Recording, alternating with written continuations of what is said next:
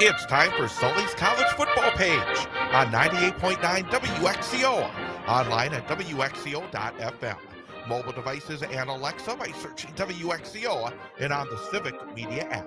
Sully's College Football Page is brought to you by the Hilltop Bar, Advantage Insurance, Tommy's Express Car Wash, Dwayne's Cover It All, Buck's Golf Shop, Jim Creeshock Jewelry, Big Fat Design, Sun Printing, Lot Nose, the Eye Clinic of Wisconsin, Peterson Kramer Funeral Home, Menzner Hardwoods, Krasowski Dental, the Cloverbelt Credit Union, April Rosebergy EXP Realty, France Propane, Subway, Webco of Wausau, the Kuhn Hearing Center, Carmelo's and Rip Mountain Golf Course, Joe Rader Towing, the Dirks Group, the Intermission Lounge, the Brokaw Credit Union, Champion Insurance, Trap River Golf Club, Central Wisconsin School of Ballet, Red Clover Market, Mountain Bay Auto Care, Charlie's Bar, the People State Bank, the Mint Cafe, North End Pub, and the Travel Leaders. It's time now for Sully's College Football Page on 98.9 WXCO.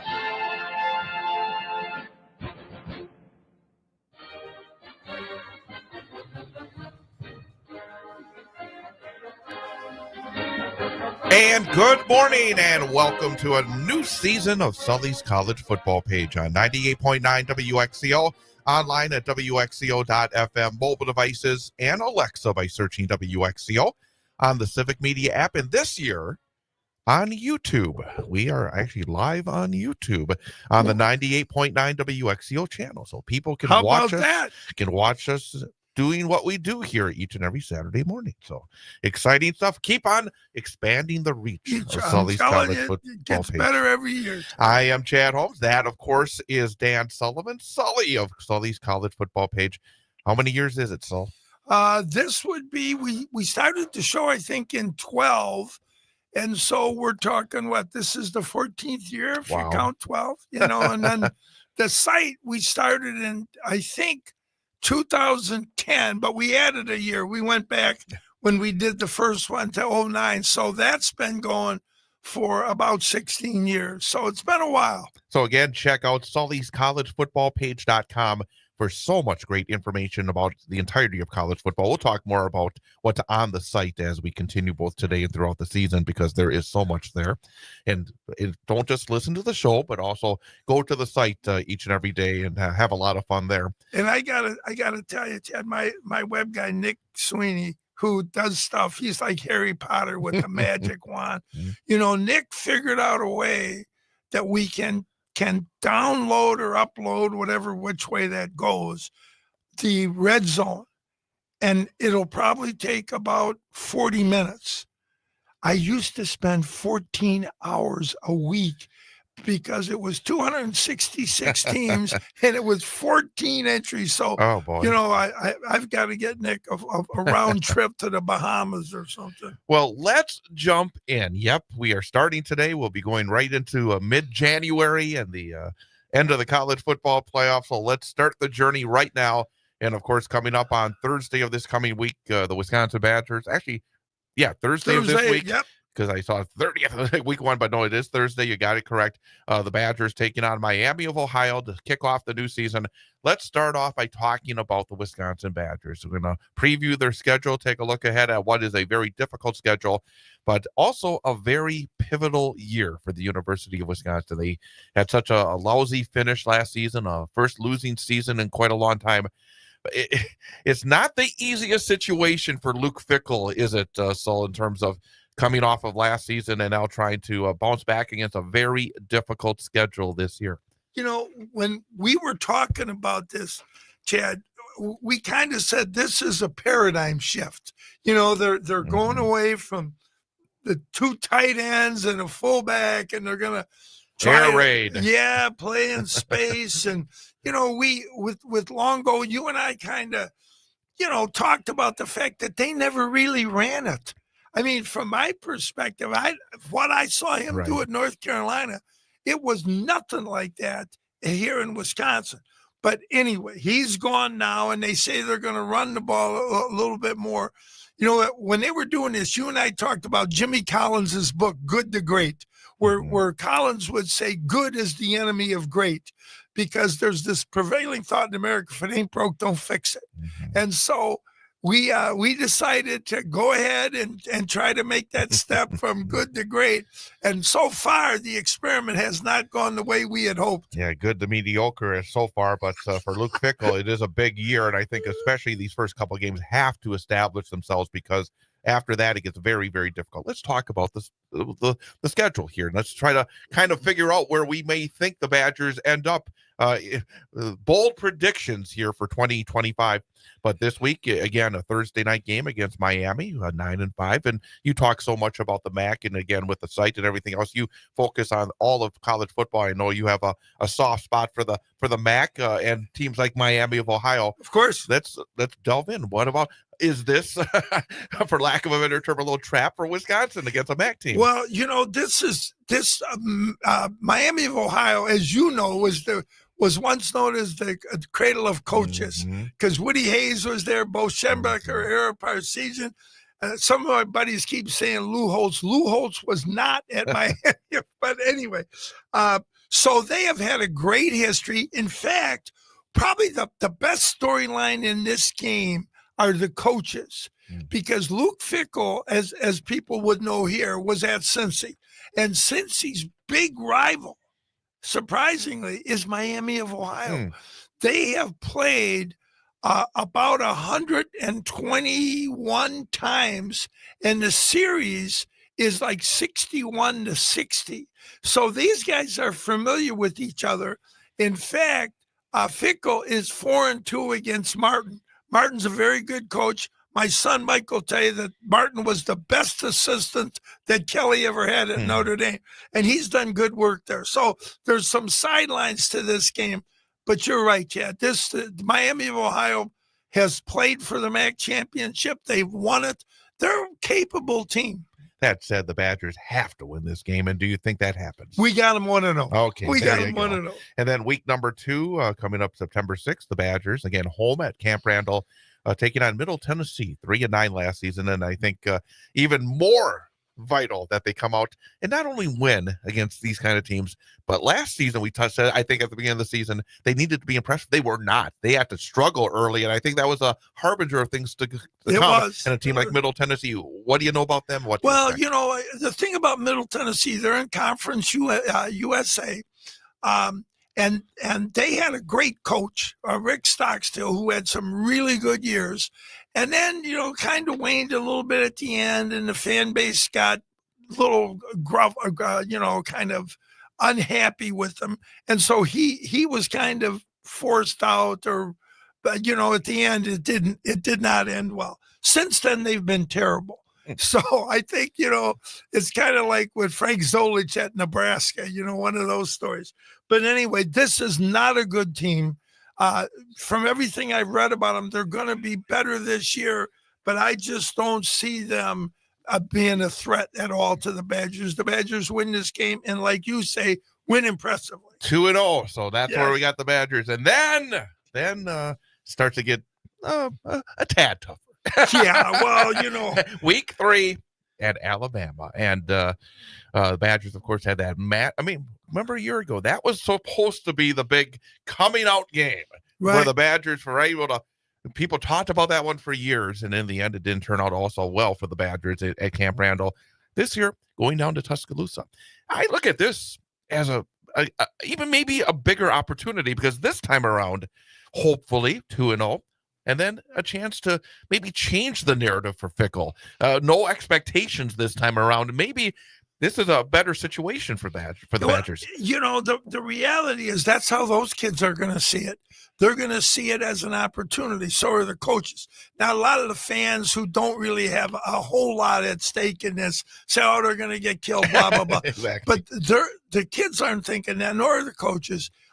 They're going to go down there and get after it. And really, this is one of those games where you got nothing to lose, man. Nobody gives you a snowball's chance in Hades, you know, and so they just got to go out and play and see what happens. One other thing I'd mention about this from Alabama side, the assistant, Ryan Grubb, who was the OC at Washington, Yep. when Callan DeBoer was having all that success, he was able to pluck him from the NFL, and he is back. They're back together.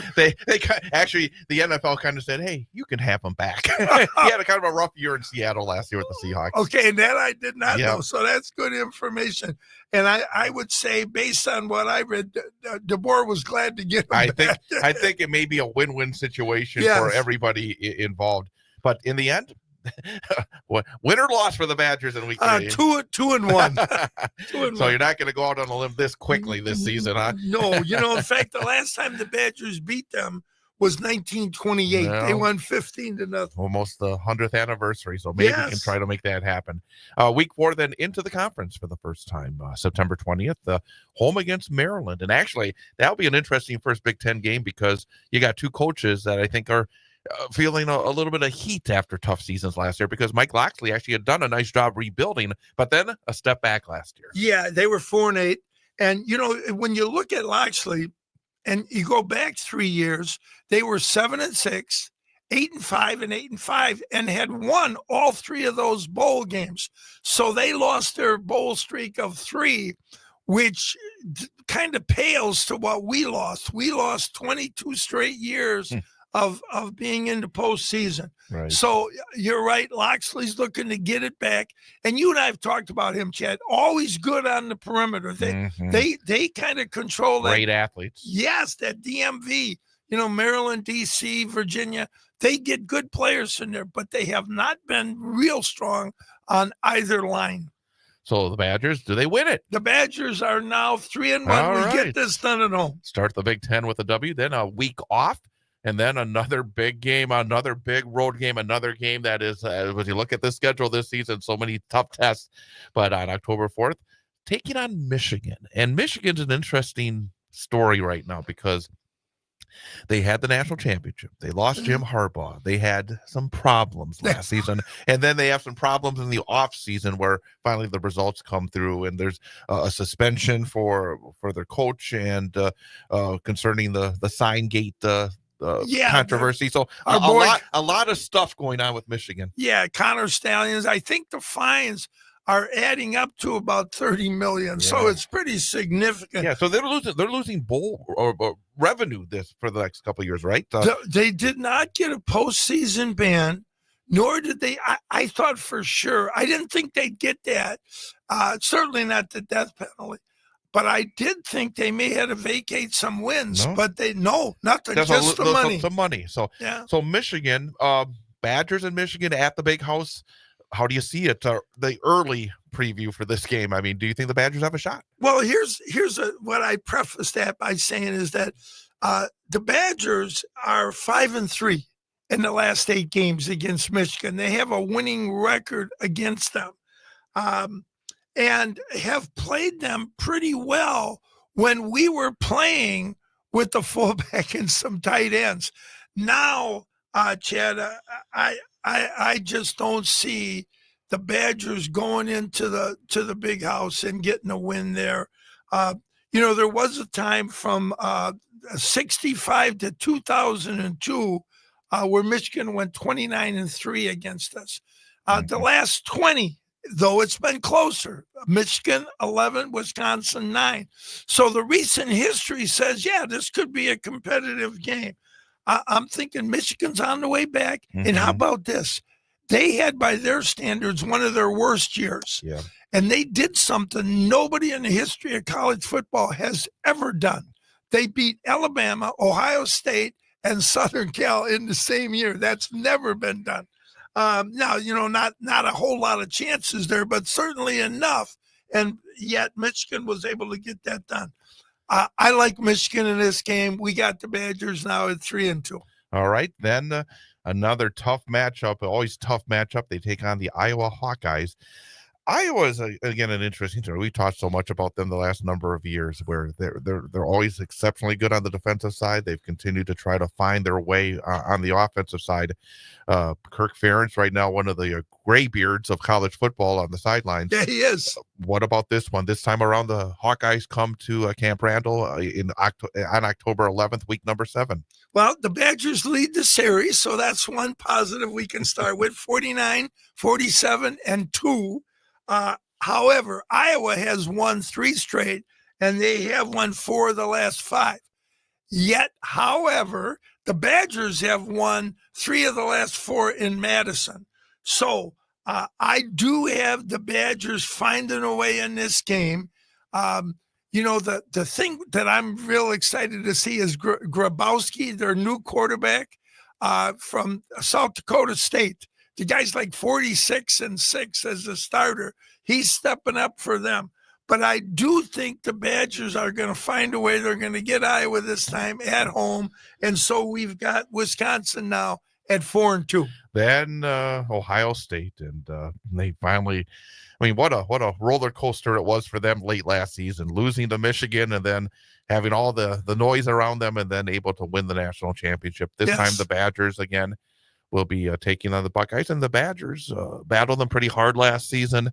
But October the 18th, week number 8. Yes. OSU another juggernaut this year? They're going to be really good. I think it's fair to say that they arguably, and it's a winnable argument, have the best offensive player in college football this year in Jeremiah Smith. I don't think there's anybody that you could say, hey, this kid is better than him. I don't think so. And then on the other side of the ball, with Caleb Downs, they may have the best defensive player. So, yeah, Chad, the reality is that, Sayin is their new quarterback, but he's a 5-star.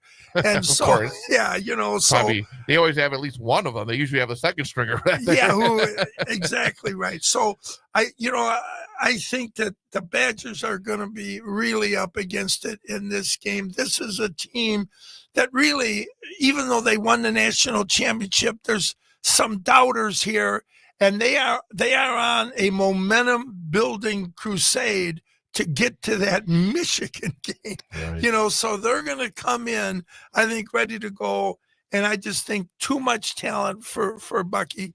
And we are now at 4-3. All right, then, boy, oh boy, it does not talk about a tough back-to-back stretch. Next week 9, October 25th, at Oregon, and of course it was Oregon that lost in the Rose Bowl against Ohio State to take away their hopes of a national championship. Oregon, here's a situation. We've played them 7 times. And, most people, when I talk to them around town, they just think we're going to get killed. Didn't happen last year, though. They slowed them down. It hasn't happened. If the Badger offense had been better last year, they would have beat them. Well, how about this? We played them in 77. We beat them 22-10. 78, we beat them 22-19. And then in 2000, we beat them again.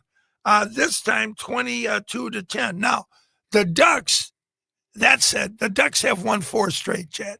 But listen to these scores. 31-28. They won 45-38. They've won 28-27. So these games have all been very tight. And then, last year it came to a fourth quarter rally, for Oregon to win that game. And I think it ended up 16-13, if I remember right. It's going to be a little different playing out in Oregon. That stadium is one of the loudest stadiums in the country, and they're going to be aware of what we're aware of. So, all right. So we got 4 more games to talk about here. The final stretch run after a bye week in week 10 and week 11, the Badgers home against Washington. And again, Washington had a transition last season. Obviously lost so much talent from their team that made it to the national championship game, lost a coach, had their ups and downs, but is from what I see, it sounds like they're in a position to bounce back. Yes, they are 4-0. The Badgers have never beaten Washington, and Judd Fish is there. And if you remember, he was having great success at Arizona, but just saw the Washington job as having more potential, a better job for him, so he left. And they are in position here with some of the things they've got in the portal the last couple of years to raise some cane. However, we're saying that the Badgers are going to get this done at home, and so we now have the Badgers at 5-4. They beat the Huskers. All right. Then after that, last season's Cinderella team, the Indiana Hoosiers, as Indiana came out of nowhere, had an incredible season. They made it to the college football playoff. And this year, the Badgers have to go to Bloomington and take on IU on November the 15th. And I'm going to correct myself. I said Huskers. I meant Huskies. Right. Huskies. All right. Anyway, Indiana, I'm still not happy with Signetti. They have another non-conference season where they're virtually playing Old Dominion, Kennesaw State out of Georgia, and then Indiana State, an FCS team. Those are their 3 non-conference games. That said, they are still pretty formidable. He's done a decent job, not like a year ago when he brought the whole team with him from James Madison, but he's gotten players again in the portal. And, I think going down there, Indiana has won a couple in a row. I think they're going to make it 3. And so after this game, we've got the Badgers at 5-5. All right. So that makes it big coming down the stretch, similar to last year.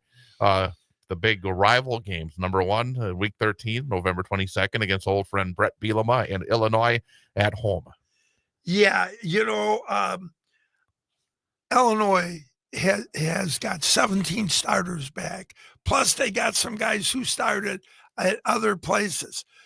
Illinois is in position to make some noise with the big boys, whether it's Michigan or Penn State or whomever they're going to get a shot at. So I think Bielema comes home to Madtown and gets a win, and the Badgers are now 5-6. And then it puts them in a situation exactly like last season, if you are correct. The last game of the year at Minnesota, needing a win to become bowl eligible. Yeah, the thing people forget, the Badgers at one point they were like 5-2, and they needed to win one of the last 5 games last year. They could not do it. Now it's down to 1 game, and I'll tell you, when you study Minnesota, what they got coming back, they're not really that strong. And so we've got the Badgers going over to Minneapolis and getting this done, and we got them finished at 6-6 so and bowl eligible. Very good. Well, that Iowa game and Washington game, I think are really toss-ups. Right. The losses, they look pretty solid, when you're talking Oregon, Ohio State, Alabama and such. All right, so we got to take a time out. That's a look ahead, so you know what to expect with the Badgers coming up. Don't even have to watch the games in now. Yeah, we're good. There we're you good. go. Yeah. But coming up, we're going to talk about some early games here. Week 0 for the Big Ten teams. That's coming up next here on Sully's College Football page on 98.9 WXCO. Choose an agency with true 5G coverage. Advantage Insurance of Wausau. Great companies, great agents, great service, great rates, and great claims results. At Advantage Insurance, they support our local community and back you always. Call Advantage Insurance today for all of your insurance needs, or go to AdvantageInsuranceWausau.com. They offer top-rated coverage and the best agents that provide you a true 5G experience for the best total coverage for all your insurance needs.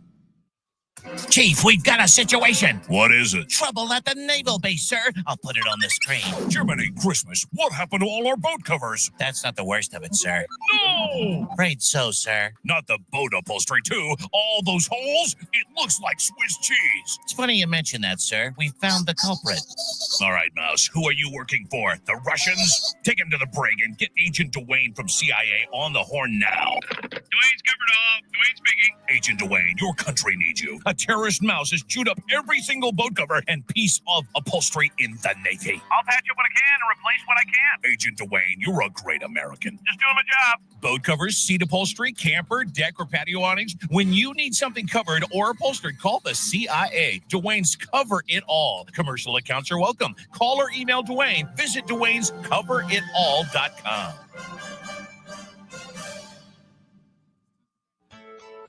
Tommy's Express Car Wash at 102 Bridge Street in Wausau and 1611 Schofield Avenue in Weston has the tools and experience to keep your car clean inside and out. Our wash packages let you pay for the services you want, including Tommy Garden Body Wax, wheel cleaning and tire gloss, an underbody flush and spot-free rinse. Give your vehicle the cleaning it deserves at Tommy's Express at 102 Bridge Street in Wausau and 1611 Schofield Avenue in Weston. It takes a lot to impress us at Jim Krishock Jewelers. I mean, we see gorgeous diamonds, gemstones, and incredible jewelry every day that we've chosen for our selection. But when a diamond jewelry line like this one comes along, well, our eyes really widen up and our mouths drop open and our hearts beat a little faster. Yours will too when you stop in and check out our Fire and Ice collection of diamonds and diamond jewelry. Their slogan is bigger, brighter, whiter. And it's a difference you can see, which is the most important. Each Fire and Ice diamond is cut to maximize the performance of light coming into and leaving the diamonds to create amazing sparkle and brilliance. So whether you're planning on getting engaged or upsizing your current diamond, or just want something completely new with more sparkle and dazzle than you've ever seen before, stop in and check out our Fire and Ice collection. It's exclusively available right here at Jim Krishock Jewelers at our one and only location on Rib Mountain Drive in Wausau. Joe Raider Towing in Wausau offers 24-hour-a-day towing, blackout service, and roadside assistance throughout central Wisconsin. You can count on Joe Raider's experienced team to get to you fast. Family owned and operated. When you need a tow, call Joe at 715-212-4762.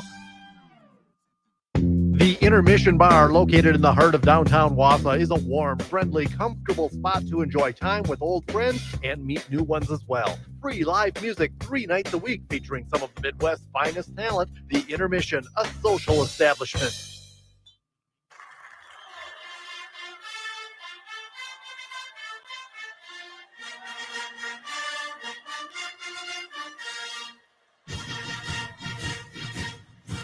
And welcome back. It is Sully's College Football Page on 98.9 WXCO. Also, again, online, WXCO.FM, mobile devices, search WXCO, the Civic Media app, and on YouTube. Go to youtube.com and you can see the show live. And also, you can go back and actually it'll still be there on the after we're done here today, so you can watch it anytime you want as well. So many ways to keep up to speed. And as you were saying during the break, and if there's something we talk about that you miss, maybe want to just go back and check the information, some of the historical facts that Sully throws in there. You have now put that information on the website as well. Yeah, if you go to the site and you go to the stationary menu bar, the third item from the left, it says Sully's Weekly College Show, and everything that we're talking about is right there for you. So if you think we said something that you want to verify or you think is brain dead, it's in print, so you can go and look at it. So let's jump in and talk about some games, and they get underway on Thursday night. Big Ten teams in action. Said that Wisconsin is taking on Miami of Ohio, but there are also 3 other games involving Big Ten teams, and Rutgers, and it's some similar. The Rutgers, like Wisconsin, taking on a MAC team. They take on the Bobcats of Ohio on Thursday night in New Jersey. Right, and Ohio is 3-9 against current Big Ten teams. Now, this is one of the better teams in the MAC. They won the MAC a year ago. And then 2 years ago, they played for it. So this is a very good MAC team. Rutgers is favored in this game by 11. And I think if things go according to Hoyle, what was that game? Wisp, I think it was some 1700s game that Hoyle made rules up for. And since then, anyway, if you go according to Hoyle, Rutgers is going to win this game, and so the Big Ten is going to start out this week against the MAC 1-0. Buffalo and Minnesota. Again, the Golden Gophers, who had again, a solid campaign last season. And again, that's one of the things about Minnesota. They've done pretty solid in that. The big win against Wisconsin probably was one that really made it for a solid season, but they take on a very good Buffalo program. That, Pete Lambeau was there, and Lambeau has done a good job everywhere he's been. He was at Lehigh when we first started, and he was like 44-14, and then he ended up, before this, he was at Ball State, which has struggled as a program. Not him. He won. He was like 29-26 or whatever. But he got it done on the win side. And last year he had a very good year at Buffalo. The Gophers have played them twice, won both times. Minnesota's a 17-point favorite, and look for them to get it done against Buffalo. Arrowhead Stadium is getting a game on Thursday night. This seems odd. Nebraska and Cincinnati. I guess Nebraska being in that sort of region, but at the same time, sort of an odd game. But Nebraska and Cincinnati, both programs that are looking to take steps forward. They celebrated pretty significantly, Nebraska, the fact they finally got over the hump and got to a bowl the whole game state went to the bowl game. I know. It's like, so that I guess, the expectations have changed over the years, apparently. And Cincinnati's still trying to find their way in the Big 12 conference. And how about Cincinnati? The last 5 times that they have played a Big Ten team, they won 4 of them. So this is a little different, from what we've seen with the MAC. This team is a Power 4 team out of the Big 12. And that said, Nebraska, though, is favored by 7. So, interesting game here. And you're right, Arrowhead, but it's still going to look like a Nebraska home game. And Cincinnati coach Scott Satterfield is under a little pressure. They have not been able to maintain what Luke Fickell brought to UC. But also, of course, it was a change because when Fickell left, that was also the year that they moved to the Big 12 conference. But at the same time, they're not hoping to be at the bottom of that conference for much longer. No, and Satterfield had kind of a rough run because he was doing a decent job to a good job at Louisville, but everybody and their cousin Willie wanted Brahm, to become the next head coach there. And so he kind of was pushed out of there, and then he goes to Cincinnati, and just what you said, Chad. Now he's got to deal with all the success Fick had.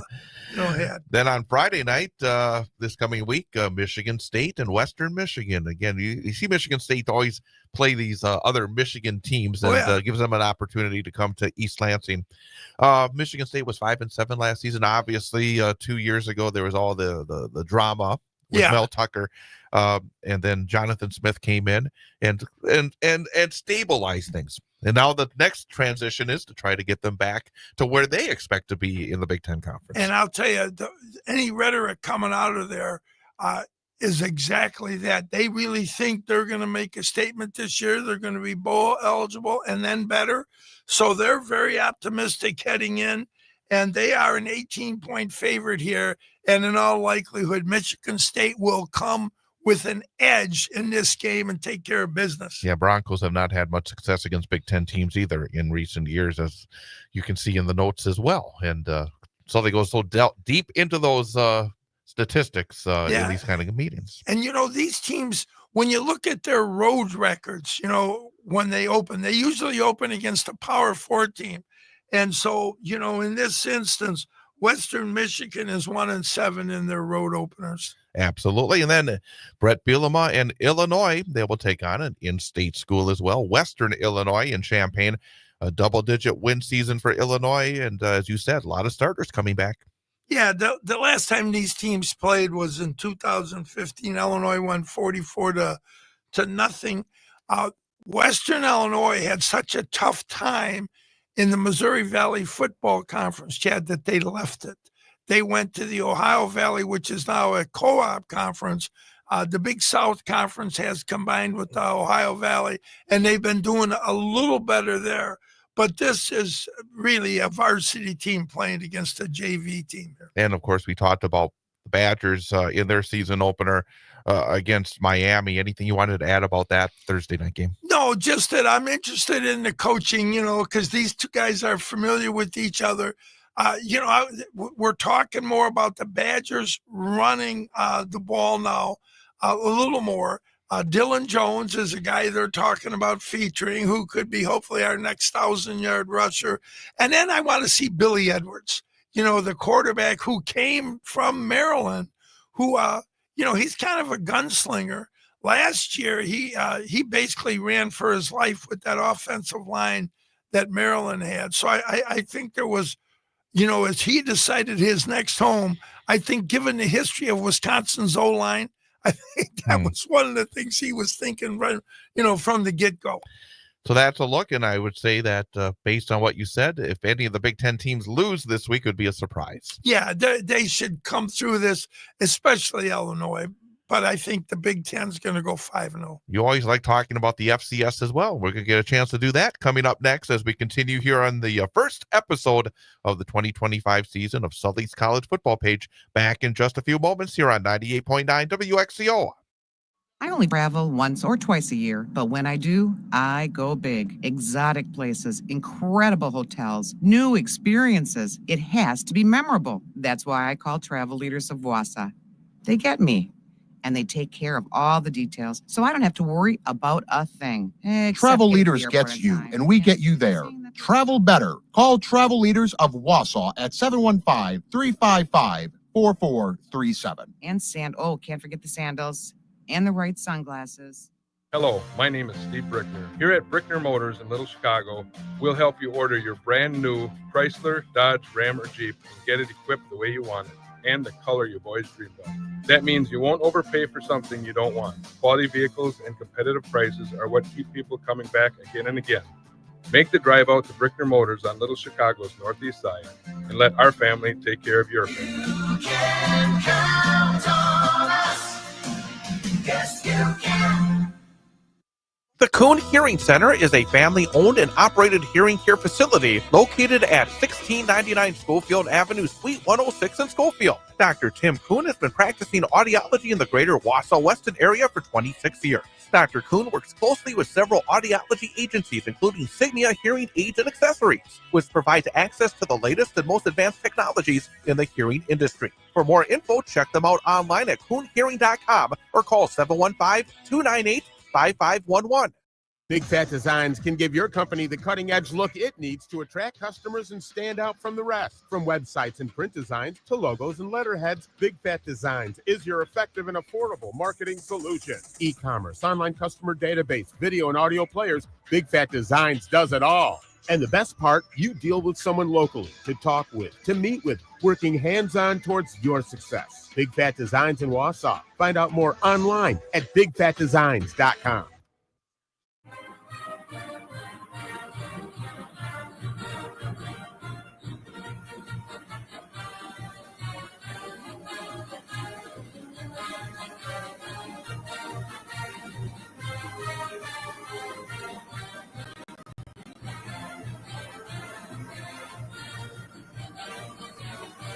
And welcome back, Sully's College Football Page on 98.9 WXCO. Online, of course, on our website, WXCO.FM. Also on mobile devices and Alexa by searching WXCO. Civic Media app. If you haven't downloaded the Civic Media app yet, do it. Makes it easy. You can tune in wherever you are through use of the Civic Media app. It is free. And, of course, as well on YouTube, youtube.com at the 98.9 WXCO channel.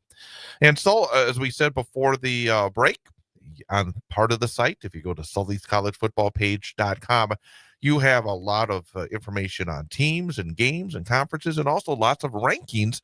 And you split up the rankings, a lot of different rankings out there. Yeah, we're tracking right now. You had 266 teams, 136 in the FBS, the Football Bowl subdivision, and 130 now are playing in the FCS, the Football Championship subdivision. So it's a lot of work. And I mentioned earlier, Nick, and he has found a way for me to get the Red Zone transposed to upload, download, and I think I may have mentioned that. But that's going to save me about 14 hours a week. So you're right when you say there's a lot of data. That over the years, that database has gotten huge. Absolutely. Let's talk about FCS. And for people that are not familiar with some of these terms and what schools are involved, what is the FCS? The FCS, it's the old Division I AA, and it stands for Football Championship Subdivision. So it is a division. Those teams are Division I. So when the NCAA talks about Division I, they include the FCS. All right. And so the championship really is related to the fact that they do play a tournament at the end of the year. They get 24 teams that every conference champ. There are 13 conferences in the FCS, and I'm glad you mentioned this because for the first time in 50 years, the Ivy League is going to play in the FCS championship. For academic reasons, and shame on them, they still think they're a university here. But anyway, they have found a way to now participate in that. So they're back. So that gets it to 11 conference champions, gets an automatic berth. And I would also mention that the SWAC and the MEAC, the two HBCU conferences, the historically black colleges and universities, they play in a thing called the Celebration Bowl. And there's, the bugaboo for all Americans. There's a lot more money in that for them. So they do that. But nonetheless, they take 11 conference champs. They have then what amounts to about 13 at large, and they have added. So it's a great tournament, and we, of course, cover it every year. Well, let's look at your first top 15 in the FCS. We'll take by thirds because we're a little behind here in the first hour. We'll start with number 15, Tarleton State, and then number 14, Jackson State, number 13, Lehigh, number 12, Abilene Christian, and number 11, Illinois State. So that is a number of different conferences. You got one conference with two of those teams, and then three other conferences. Well, highlights for those 5 teams. Yeah, well, Tarleton State is out of Texas, and they have been playing at a high level the last couple years. They have advanced in the tournament, got to the semis a year ago, and they lost to a very good South Dakota State team. Jackson State is a team out of the SWAC, so they don't partake in the tournament. Lehigh, out of the Patriot League, a very good program. We talked about Pete Lambeau, the current coach now at Buffalo. He was there, had a great success while there. Abilene Christian, another United Athletic Conference team. And the thing about them, they are the only team that I saw that's favored against an FBS team. They're playing Tulsa, and they are the favorite. And then Illinois State, a very good program out of the Missouri Valley Football Conference, and they're always in the mix every year. Numbers 6 through 10. You got number 10, Villanova. The number 9, Idaho. Incarnate Word is number 8. Rhode Island is number 7, and Mercer number 6. So I think a number of those schools were good in recent years as well. Oh, yeah. Incarnate Word has been very good at Texas school. Villanova, of course, we all know them from the round ball, and have been very effective. They're in the Coastal, I'm not going to say Colonial, they're in the Coastal Athletic Conference. Mercer is the Southern Conference team. They were the champions of that league a year ago, and they had a good run last year, got beat. They ran into North Dakota State, and the result usually is pretty consistent when you play them. Okay, then get to the top teams in the FCS. You have at number 5, UC Davis from the Big Sky. Then we talk about the Dakotas so often near the top. You got number 4, South Dakota.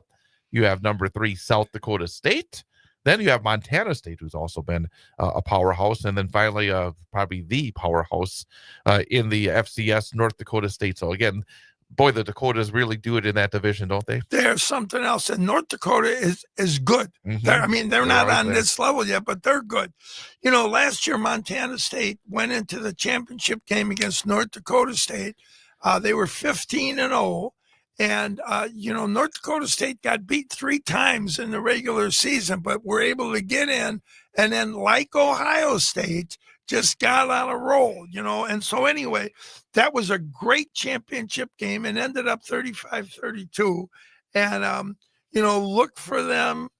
These teams that we have here are set to repeat. And we're going to talk about one of the best FCS games today. UC Davis is playing Mercer, and in our poll, they're 5-6. And another interesting aspect that these really good FCS teams so often do play some of the better teams, what you call the traditional in the bowl series. You have Montana State taking on Oregon. You got South Dakota against Iowa State, and those so-called bigger schools, they put themselves in a little dangerous situation because these schools often compete so very well in those games. And Iowa State has struggled in some of these games. Mhm. I don't know South Dakota State, but I know they have struggled and have lost to South Dakota State and to North Dakota State. And when those teams, Iowa will often play them. And remember, that was one of our favorite scores. It was like 7-3. Iowa beat them, and Iowa got to 7 with a field goal and 2 safeties. I may have said it was South Dakota State against Iowa State. I was wrong. Don't want anybody out there saying that I'm saying the wrong teams here. It's South Dakota taking on Iowa State. I didn't even hear it. That was my error on that one. So that's again, people go to Sully'sCollegeFootballPage.com and you can see the entire rankings. You get more information there as well. And you can see it on our weekly radio broadcast. You'll see that on the stationary menu bar. And then if you go further to the right, you find the rankings, and we put in more information about the teams they're playing and other kinds of data. Fantastic. Well, coming up, we will have news and notes, and there's a lot of interesting little tidbits to talk about. Oh, there are. We'll talk about that coming up after a quick break. It is Sully's College Football Page on 98.9 WXCO. Thinking about changing to organic or natural foods? Then you need to stop at Red Clover Market at the Total Rental location in Weston. Family-owned Red Clover Market, your healthy natural food store. Open Monday through Saturday. Looking for a part for your vehicle? Look to Hilltop Auto Wrecking in Wausau. Hilltop Auto Wrecking can help you find just about any part you need for your car, truck, or SUV. They have a great selection of auto glass and tires with lots of sizes ready to go. Hilltop Auto Wrecking is always looking to buy vehicles, so if you're stuck with an older junker, they can haul it away for cash. Hilltop Auto Wrecking, family owned and operated for over 40 years at 237-934 Del Rio Road, formerly 6806 North 33rd Street, Wausau. Call 715-675-3258. For more than 60 years, Sun Printing has been Central Wisconsin's commercial printer of choice due to their commitment to quality, creative solutions, and dedicated service. Sun Printing's team offers you a wide spectrum of services. Whether you need offset, digital, large format, graphic design, or mailing, they print everything under the sun. No project is too big or too small. So give Sun Printing a call at 845-4911 or visit them online at sunprinting.com. Since 1981, Lopnos has been Wausau's favorite sports bar. Grab a bit of Wausau's past while you're watching your favorite sports teams at their historic turn-of-the-century establishment. Lopnos is the perfect place to catch all the sports action on their 15 enormous flat-screen TVs, enjoy a night on the town with friends, or have a celebration in their private party room. A great place for birthdays, anniversaries, clubs, or meetings. Lopnos, Wausau's oldest and finest sports bar, 3rd Street, Wausau. For over 40 years, Champion Insurance has been helping business owners protect themselves. They also offer protection for your home, auto, and other personal assets as well. Local family owned and operated. Champion Insurance. They got you covered. Schofield Avenue, Schofield.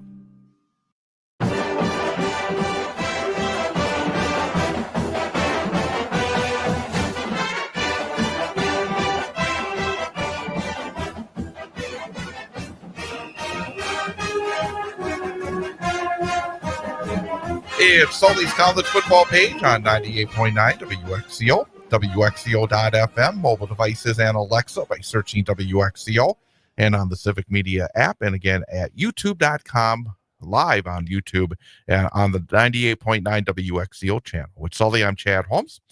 And let's talk about some umbrella issues when it comes to college football, because there's a lot of interesting stuff. It's a constant evolution right now, because there was a revolution in the last few years. That's a good way to say it. And now they're trying to figure out how to make it work. And there's a lot of things to try and make work, isn't there? Oh, it's the devil in the details. They got through with House versus the NCAA. That was enacted or came into effect July 1st of this year. And if you do not have to opt in, but if you do opt in, you are going to be responsible to pay about $2.8 billion, that's with the B, to athletes who competed at your university going back to 2016, coming forward to the 2024 season when they were compensated. You are also going to, with revenue sharing each year, you're going to pay I think it's 20.2 or 20.5 million per year to your athletes, each school. Again, if you opt in. Now, the other thing is, so kind of looked at it, I projected that out because it increases 4% every year. So that means, and it's a 10-year deal. So that means in 2034-35 school year, the NCAA per team will be paying their athletes $32.9 million with this 4% annual increase. It's not sustainable, Chad. I don't know how in God's earth or they're going to renegotiate when they get there or whatever they're going to do. But the answer most people think is that there's going to have to be collective bargaining, which means the athletes are going to have to be in a union to get this resolved. Interesting indeed. Also, another on the field kind of interesting tidbit is that the SEC is finally going to add a conference game, kind of get in line with most of the others, correct? Yeah, the ACC, the Big 12, the Pac-12, and the Big 10 were all playing 9 now for a few years. And the Big 10, for lack of a better term, has been whining at the SEC that you need to play 9 games, not 8. And the SEC, in order to kind of placate the Big 10, said, hey, we play a Power 5 every year, non-conference. So we'll go play, including Notre Dame, we'll go play them, or we'll play one of your schools, or ACC, Big 12. So we're doing that. But the Big 10 kept the pressure on, and the coaches in the SEC, Chad, were saying, we're not doing that. And if you look at strength of schedule, even though the SEC plays 8 games, there's, because of that league top to bottom, there's no question, and I don't know how you feel about this, but there's no question that the Big 10 at the top, because of NIL and how things have changed, they're as good. When you look at the top teams in the Big 10, they're every bit as good as the top teams, I think, in the SEC. And in part, it's got to do with depth, because you can go get guys, and Kirby Smart was complaining the other day he doesn't have the same depth. He had 5 stars that were eating popcorn. Yeah. Welcome to the real world. So, there is now more balance. I would say you go back to pre-Saban, where you really don't know who's going to win it. I mean, the Big 10 has several teams that can, as does the SEC. And, with Clemson this year out of the ACC, and the Big 12, that conference it's a little bit like the ACC, the Coastal Division. Remember, you and I were talking about, it went 9 years, and every time was a different winner. So the Big 12 is, without question, I think, the most competitive of these conferences. A lot of talk during the offseason about, again, I mentioned this to you earlier off the air, that Tony Petitti, the commissioner of the Big 10 Conference, has come across to me as a bit of a bully, that he's trying to force the college football playoff into a new system that gives 4 automatic berths to the Big Ten and the SEC, and then gives the crumbs to everybody else, trying to get a system that will have a couple of then Big Ten teams that get the automatic berths into the tournament. Then they have a playoff system to get a couple of other playoff berths in there. Yes. Basically trying to make it an NFL-type playoff system for the Big Ten Conference, which really, we have the NFL. We have the professional football playoff system. We don't need that in college football, do we? No, I mean, my take is right now we're chasing money, in my opinion.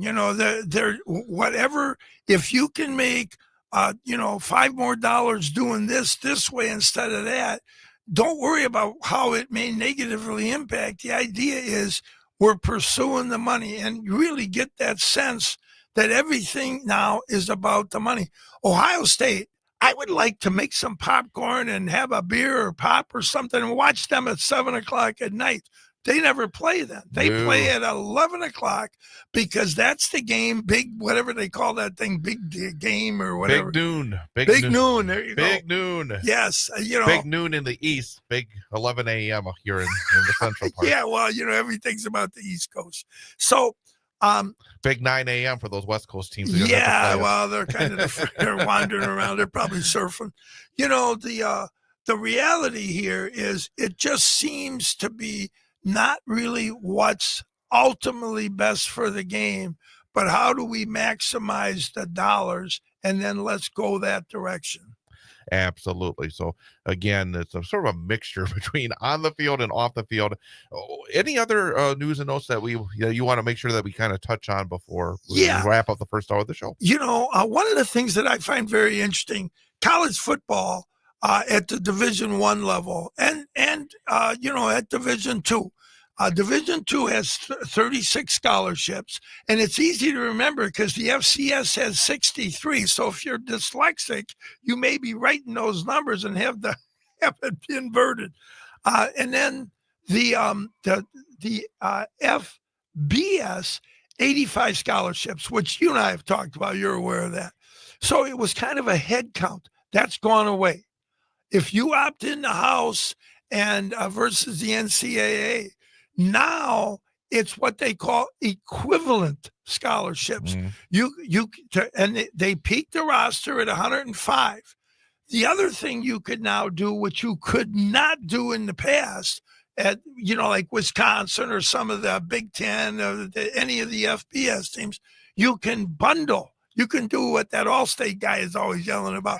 You can take academic money, you can take athletic money, and you can take, so academic, economic, and athletic, and put them together. And you can do that all the way up to 105. Now, the FCS, though, that stayed the same. It's at 63, and you don't have to give 63. It used to be with the Division I FBS. You had to give 85 or you could lose your standing.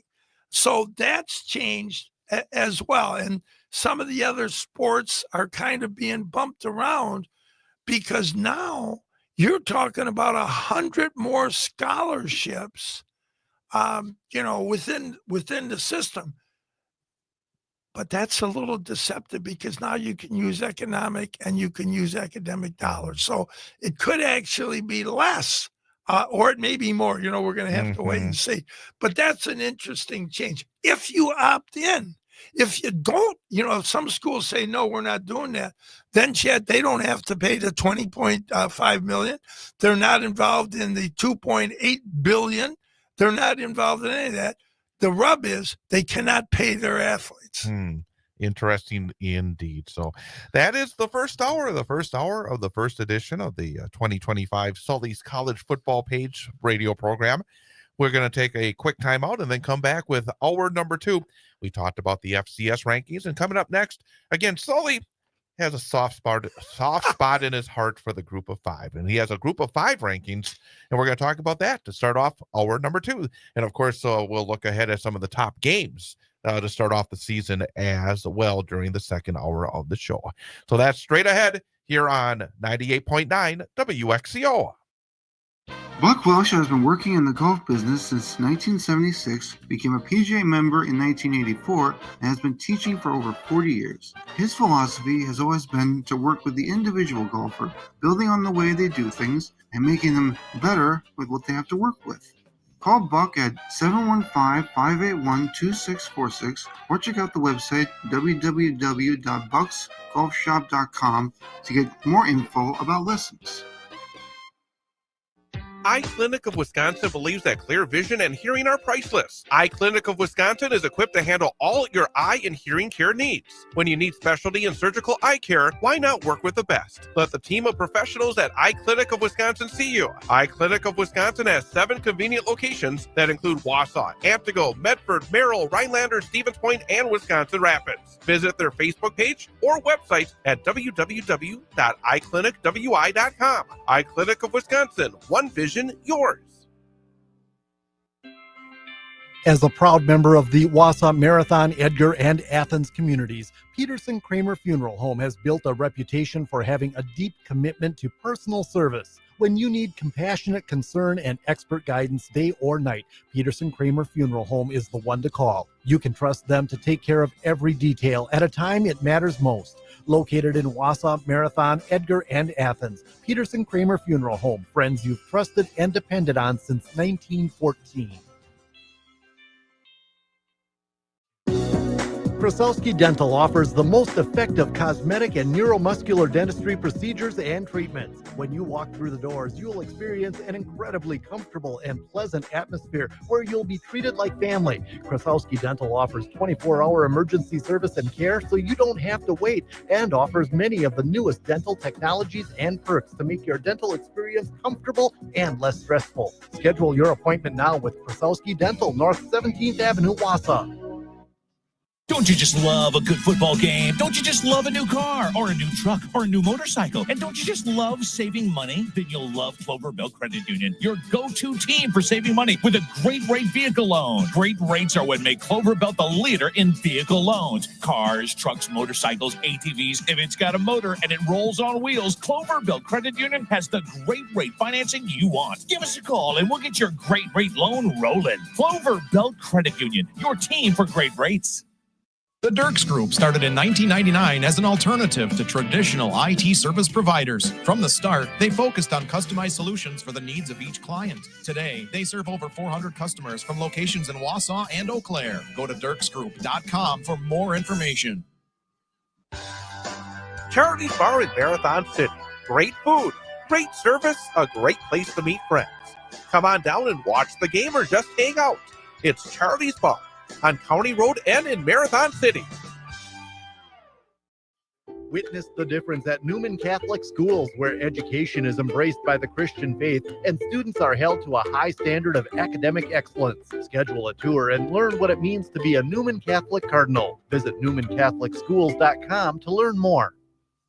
WXCO 1230 AM, W255DN Wausau, streaming at bullfallsradio.com.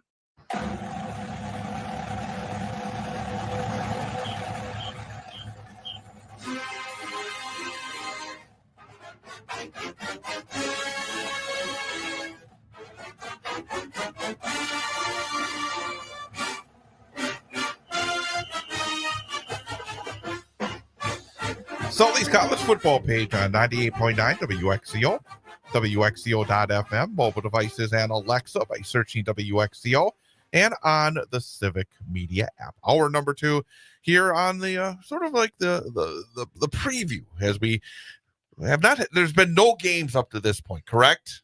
We got a game starting in Dublin, Ireland at 11 o'clock. Oh, Iowa State's taking on Kansas State, two states that border each other.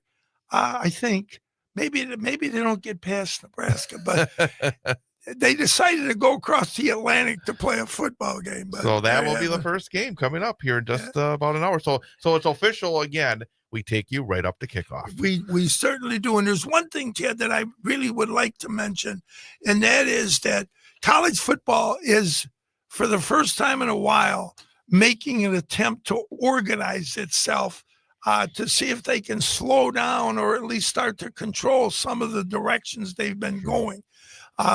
the College Sports Commission is now supposedly going to govern NIL. They're gonna keep an eye on that when we go to Chad Holmes and have you advertise. We use your image or so they're gonna monitor that. The university athletic departments will monitor the revenue sharing. And I'll show you how bad I am on this stuff, Chad. I didn't realize until about 3-4 months ago that those were different pockets of money. That's different dollars. And then the NCAA is going to deal with what you and I both recognize as maybe the biggest problem is the portal. Mm-hmm. So they're going to try to monitor that. So the NCAA has got the portal. The College Sports Commission has got NIL, and the University Athletic Department will take care of revenue sharing, hopefully. Hey, and so let's go into the group of 5 because, as we said earlier, on the site you have rankings for the FCS. You got the group of 5, and then of course you have the Power 4. The Power 4 now, and we've got 70 teams in there. Because Notre Dame, some people don't like them. They were there at the beginning. We'll talk about the Power 4 later. Right. But Arizona, the reason I mention this is because Oregon State and Washington State are part of the Power 4 on the site. But we have those rankings still to come. But you're getting ahead of yourselves. We got to stay focused on the task, which is the group of 5.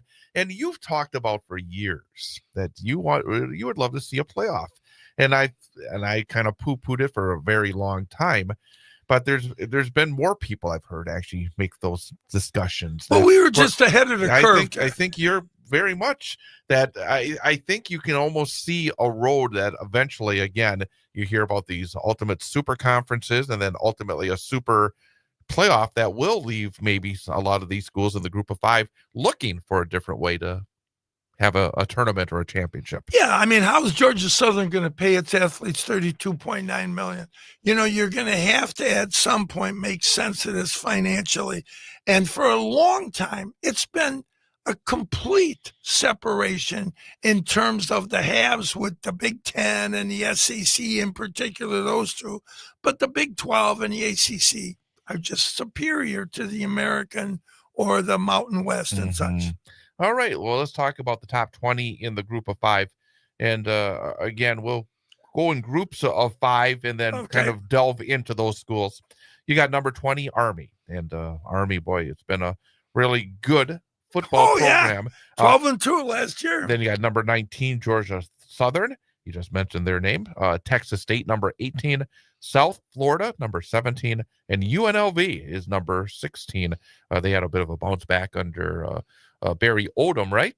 Who then left, and now we got Purdue coming back from the TV studio. Dan Mullen is now the coach at UNLV. But look at those 5 schools. What I'll tell you, a couple things jump out. Army, Jeff Monken is from my hometown. He's a Joliet guy, so I always give him a shout out. His dad, when I was in high school, was the coach at Joliet East. So always talk about him, done great work there. And then the thing that jumps out to me is Danny Mullen at UNLV.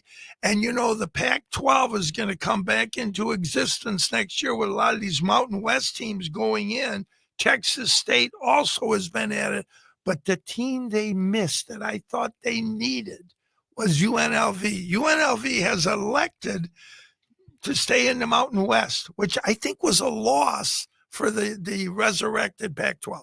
Yeah, you want some markets. Yes. Las Vegas is a market. Oh, you need that mixture of some rather larger markets for the media rights, obviously, and to get the revenue into a conference. So I think you hit it on the head there. Then 15 through 11, you have number 15, another Mountain West school, San Jose State. Buffalo, we mentioned earlier, they have a game against Minnesota coming up this week. Miami, of course, that we're going to talk about them, and I'm sure we'll talk more about them. Liberty, who has been a school that's been very much mentioned in these rankings the last couple of years. And James Madison, number 11. Yeah, a couple things here that jump out. At San Jose State, Kenny Numatalolo, the old Navy coach. Right. And the hilarious thing about watching them play, because you remember the triple option. No, he throws the ball all over the field. It's like Kenny's been wanting to do this for a lot of years. So they are fun to watch, especially when you have an imagery or an image of how they play, and then you watch him. All right. We've mentioned, I think Chuck Martin is a really excellent coach, and we're going to see him in action this coming Thursday against the Badgers.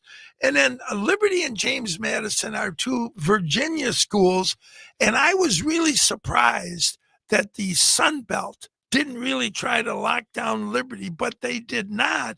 And the more you read, you kind of got a sense there was some animosity with some of the other Virginia schools, Old Dominion, James Madison, that was kind of aimed at Liberty. And so you ended up with a little different look there. They kind of splash some money around, don't they? Well, being a private school like they are, and I think they may, some of these other schools be thinking, we don't want to compete with that. Well, you remember Hugh Freeze was there and had it going. And, and then there was an issue with President Jerry Falwell's son, I believe. There's been a number, that was a rather juicy little story. That other shows would probably delve in a little bit more. Yeah, I thought, oh boy, I didn't spend a lot of time reading about it.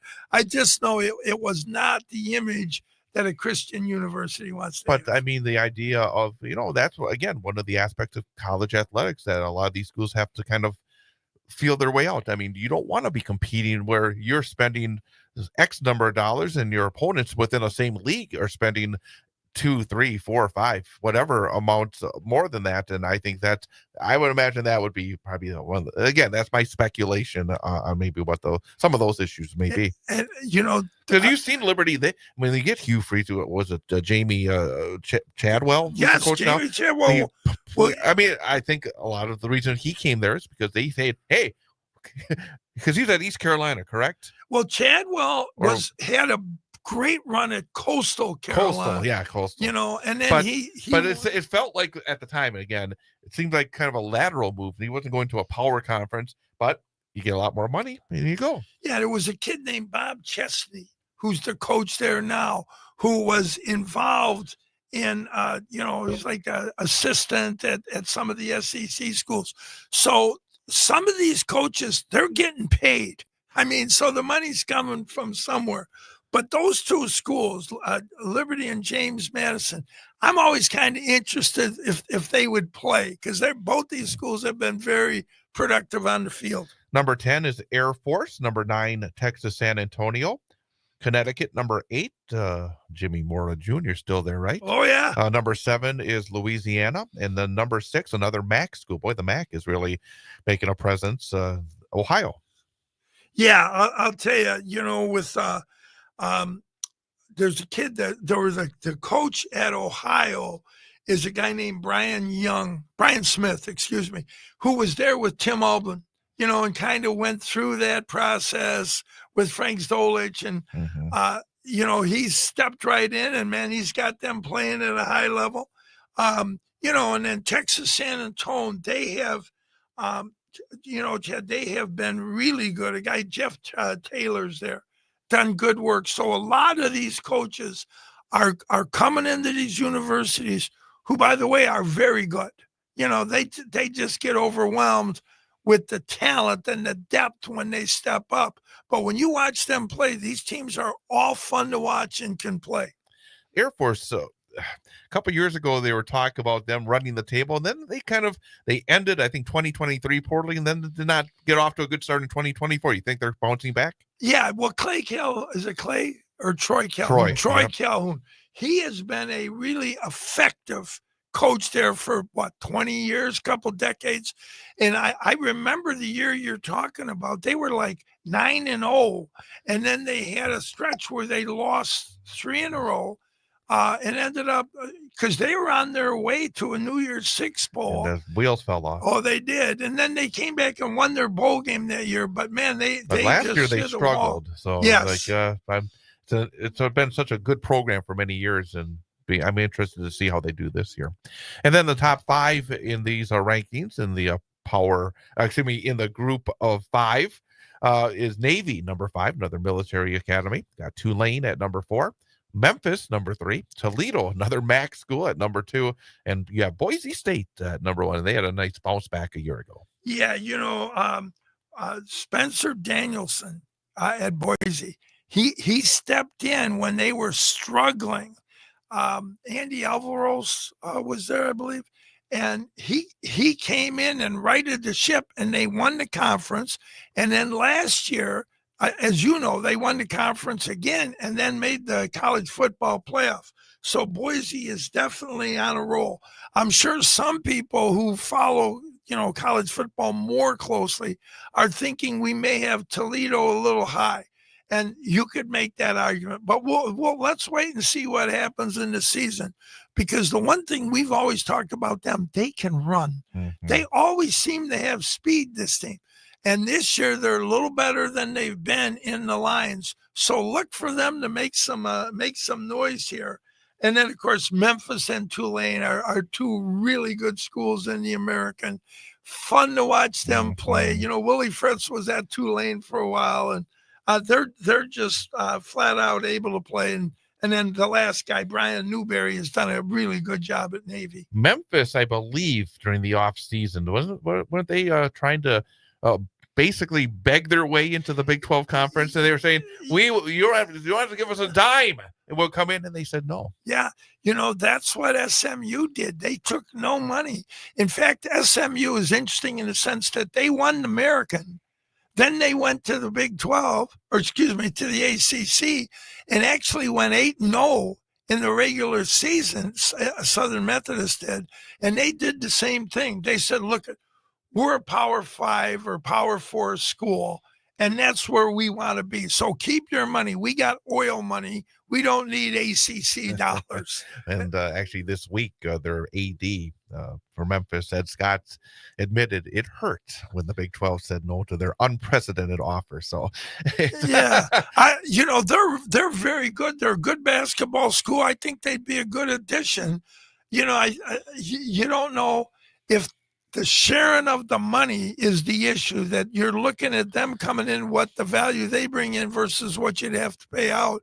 Although you said they told them, don't pay us this year, Don't call us, we'll call you. There you go. Hey, there you go. Again, go to SaltLakeCollegeFootballPage.com. You can check out the entire rankings in all the different subdivisions that Sully goes with. And that, of course, is the group of 5. And then, of course, you got the Power 4.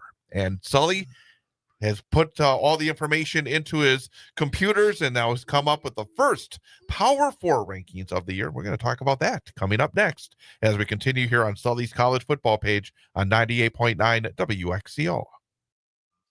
Where did the good old days go? From going to the old A&W drive-in to cruising the strip in town, all things change, some things stay consistent. For almost 75 years, Redant Insurance in Rib Mountain has been providing quality service to its customers. One of the oldest agencies in the area. Your family and neighbors come here, now it's your turn. Call 715-845-9204. Click redantinsurance.com or stop by 227501 Rib Mountain Drive. Redant Insurance Agency, our family helping yours.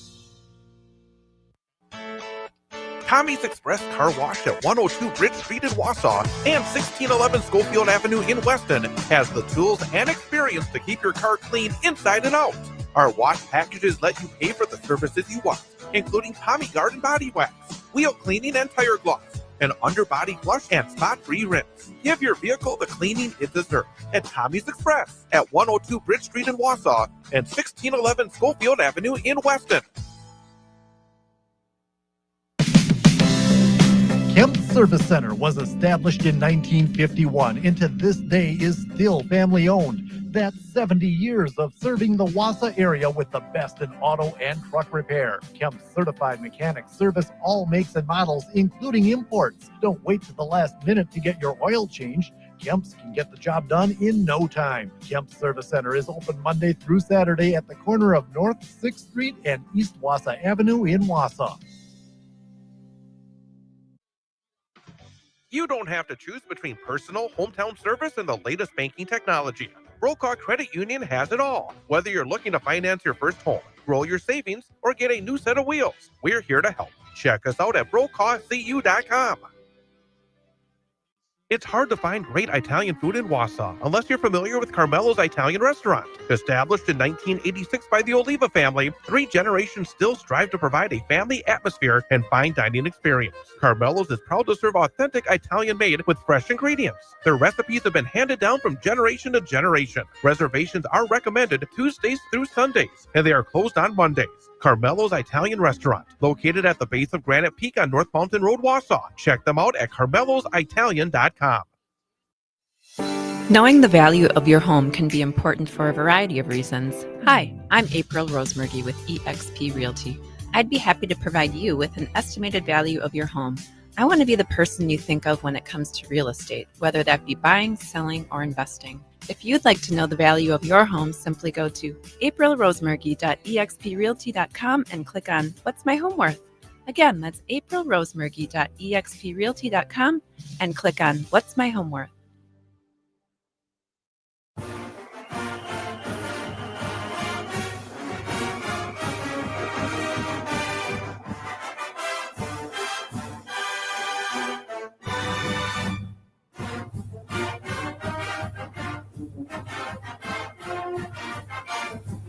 It is Sully's College Football Page on 98.9 WXCO.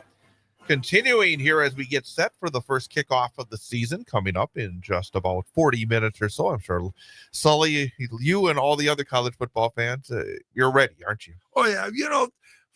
This is the first of 22 weeks, and people say, oh, that's got to be. No, I'm excited about it. I like watching it.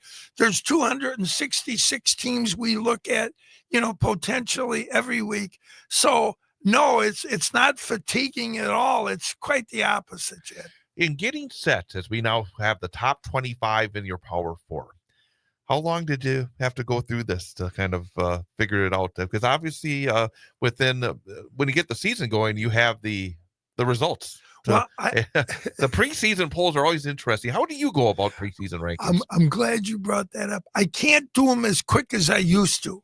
You can't. It used to be, Chad, that what we do with recruiting, for years have taken 3 sites, 24/7 Rivals and ESPN, and we get in each of them a 4-year average. So you were number 1, then you were number 5, and so we get those averages together, and we end up with 3 separately arrived at scores, ACC or the ESPN, Rivals, and 24. And then we take them and get a composite, a 4-year composite out of 3 sites. So it was pretty accurate. We would have a pretty good sense of roster. Then came the portal, and it just blew it up. So now, in my opinion, you cannot in good faith have any kind of science involved unless you wait until the portal is resolved, that everybody, that's going to transfer has transferred. And then, of course, you got graduate students who can transfer anytime they want. And so they're a problem. But anyway, so we do that. We look at rosters. Then we look at portal. Then you got to look at how did they get this score? Say, how did Wisconsin, why were they the 26th? And then how many people, like Paulie left? He was part of the reason they were that high, and now he's gone to Notre Dame. So you got to kind of see who left and who came in. And then, what I'll do is I'll look at recent history. So that's it. It's quite the task if you're going to do it right. As opposed to just saying, this is a blue blood, we're going to rank them. Yeah. Well, let's jump in and talk about the top 25. And again, we'll go in groups. We'll start with groups of 4 here. Number 25, Texas A&M. Number 24, Florida. Number 23, Louisville.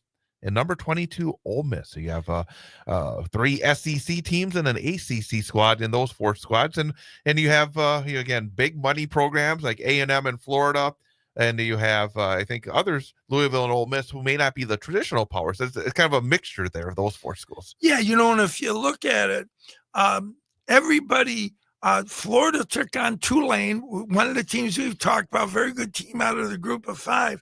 And Florida just nailed them 33-8 in the bowl. And then Louisville had a great game with Washington in the bowl, beat them 35-34. Ole Miss pounded Duke. And then the best game in that sequence was Texas A&M taking on USC, and they had them. They had them down 21-7 or 24-7, and SC came all the way back and won that game 35-31. That was one of the best bowl games, I thought, of all of the bowl season. Real quick, the Florida Tulane game, I think is kind of a microcosm of sometimes how you look at the difference between maybe the Power 4 and the Group of 5, or just maybe we call it the traditionals versus those that are trying to pound their way in. That even, a Tulane that's such a solid program, they don't have the athletes. They don't have the same level of depth that a Florida has, even when Florida is struggling, like they were from time to time the last few years. Ted, that's what happened. That's exactly what happened in that game. Florida has a quarterback who a lot of people wouldn't know him. He replaced Mertz when Mertz got hurt. His name is DJ Ladwade, and he is 6'3", 241 pounds. He can run with power. He's elusive, and he extends. He won't just run. He'll extend and throw the ball. They could not deal with that kid. They just couldn't stop him. Number 21, Kansas State. Boy, they just consistently stay in the mix. Number 20, USC, and the sometimes beleaguered Lincoln Riley. Yeah. Number 19, Michigan, despite all their difficulties off the field during the offseason. And number 18, Baylor. Dave Aranda sometimes finds the water heating up from time to time, but he tends to, when the heat goes up, finds a way to win a big game or two. So those are the 4 in that group. Yeah, and Dave Aranda, if you remember correctly, last year they struggled, but then he just kept at it, and they're always good defensively. He was defensive coordinator, and they just gotten better. And then they went all the way into that bowl. And when they took on LSU was playing at a pretty high level, and that was a very entertaining game. LSU ended up beating them 44-31, but they got away from them a little bit, but entertaining. Michigan, we talked about them. They had a poor year, and yet they beat last year Alabama, Ohio State, and SC, something that had never been done. And then SC, I like them because they can get into games with anybody and play. That Notre Dame game, it ended up like 45-31, and you think, no, SC in that game threw a 99-yard pick, and they threw a 105-yard pick, almost back to back when they were going to tie the game. So they are really a dangerous team, and it's going to be fun to watch them this year. Number 17, Oklahoma. Now, they're not used to being mediocre, and they've been mediocre for a little while under Brent Venables. I know he's starting to feel some heat, I think, down there at OU. You have Iowa State, number 16. Campbell still there? Matt Campbell? Matty Campbell is still going. You bet. Number 15, Miami, and number 14, Shane Beamer in South Carolina. Yeah, and Oklahoma got the kid from Washington State, John Mateer. In fact, a few weeks ago, there was some alleged that he was gambling. Well, it turned out he was just talking trash on his social media account, be careful. Which, he subsequently deleted that. But anyway, when you look at these teams, Oklahoma is really going to be a lot better this year. Their O-line is rebuilt. Mateer is going to be an upgraded quarterback. So look for them. And a year ago, they were good defensively. Venables brings that defensive kind of mentality. So they could make some noise in the SEC. And, of course, had that huge win against Alabama that knocked Bama right out of the playoffs. Iowa State we're going to see here in about a half hour. We'll get a look at them. And, I've always thought a lot of Matty Campbell. I think he's a very good coach. Miami, Notre Dame has got them. And Mario Cristobal, Chad has done a super job with his offensive line. They have one of the best O-lines in the country. They do the running back with committee. And, of course, then you've got Beck there, the old quarterback at Georgia, who has been sharpening his samurai sword, because I think he's saying, if I had been at Georgia, Notre Dame would not have won that game. So it's going to be there's some interesting storylines with this Notre Dame-Miami game. So, again, effective team. And then South Carolina has a quarterback, and his name is Lenoris Sellers. He is the same as the other beefsteak that Florida's got. He's 6'3", 245, and this kid can run, throw. He caught fire last year. And remember, at the end of the season, we were saying they're maybe the second best, third best team in that league, behind Georgia and Texas. So look for them to make some noise in the SEC. And then 13 through 11, three interesting schools that traditionally, at least in recent tradition, have not been considered up at this level, but they've all taken their programs and moved them on up. You have number 13, SMU. You have number 12, Indiana, and number 11, Arizona State, who had that heartbreaker in the playoff against Texas. Yeah, there was a targeting call that was not called. I don't know if you remember that. It was really brutal. I don't know how I would like to have been in that room to find out how they were interpreting that.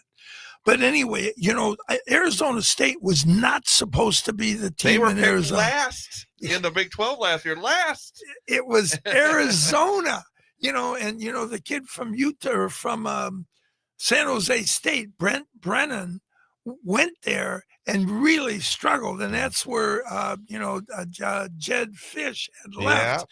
And so shows up Kenny Dillingham, and man, Arizona State just tore it up. Signetti, what he did a year ago speaks for itself. He lost 2 games, and they happen to be the teams that played for the national championship. So that looks good on any resume. And SMU had done something, that was outstanding, winning the American, going to the ACC, and winning the ACC, at least in the regular season, going 8-0. So that is the 25 through 11. There's a lot of schools that you're saying, well, where are they? Well, we're going to tell you about where they are, the top 10 in the Power 4 coming up next. We'll take a quick time out and then be right back. It is Sully's college football page on 98.9 WXCO. The Mint Cafe, serving old-fashioned American comfort food in a cozy atmosphere. Whether it's breakfast, lunch, or dinner, your choice is the Mint Cafe. Call ahead for carryouts, deliveries to downtown Wausau, and catering is also available. Check them out at mintcafewausau.com. Looking for a part for your vehicle? Look to Hilltop Auto Wrecking in Wausau. Hilltop Auto Wrecking can help you find just about any part you need for your car, truck, or SUV. They have a great selection of auto glass and tires with lots of sizes ready to go. Hilltop Auto Wrecking is always looking to buy vehicles, so if you're stuck with an older junker, they can haul it away for cash. Hilltop Auto Wrecking, family owned and operated for over 40 years at 237-934 Del Rio Road, formerly 6806 North 33rd Street, Wausau. Call 715-675-3258.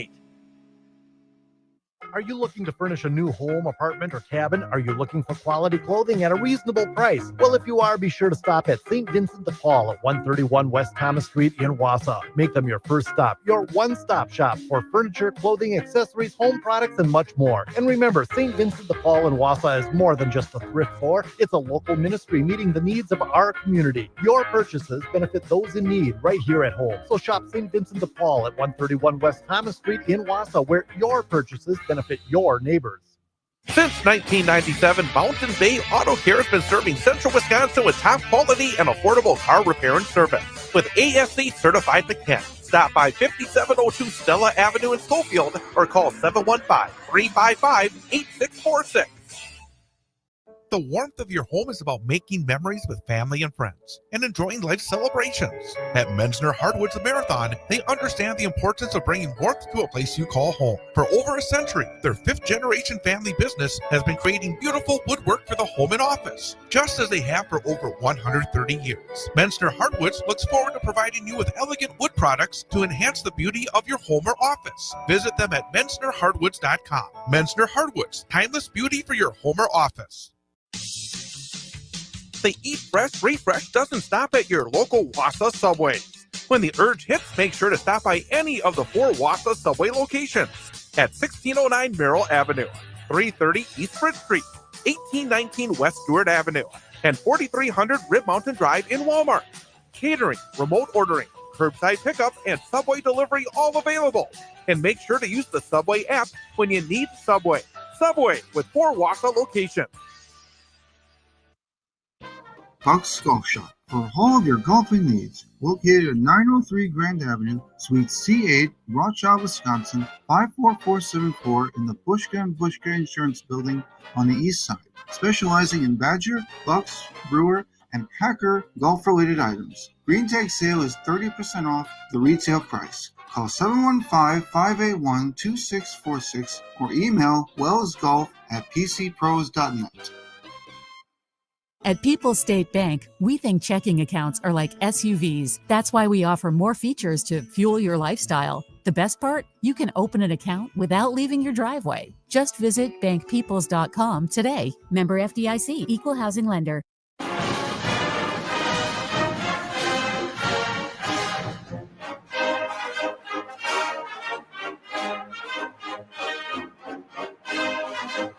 And welcome back to Sully's College Football Page on 98.9 WXCO, online and on YouTube.com. Again, you can watch us every Saturday morning. If you missed the show, you can go back and watch the show on YouTube as well, youtube.com and the 98.9 WXCO channel. And real quick, before we go to the top 10 here, so during the course of the shows, as we move forward, people maybe remember your 10-game challenge with your terrific sponsors. That'll be happening again because you want to be able to put a spotlight on your sponsors as well. And so many great sponsors. Yeah, we'll start that next week. We still got to start getting our contacts. And I've got to front load that, Chad, because sometimes I'm in the week trying to see who's available. So this time what we're going to do is we're going to get the whole month done. We're going to be done through September, and before we get out or to the middle of September, we're going to have October done. And you have so many great sponsors because without them, you don't do the show and you don't do the site. Yeah, and then we're able to donate money to local charities and nonprofits, and that's something that we like doing. As I've told you, I'm more of a service guy and not really all that good of a sales guy. But the fact that we're able to do the charitable stuff really puts a bounce in your step, and you're willing to more do something that maybe is not in your comfort level. Let's talk about the top 10. You got number 10, Illinois, Brett Bielema.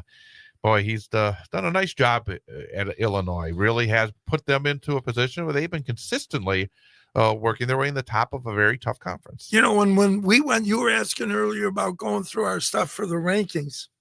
This is what they said. Illinois should be in the top 10.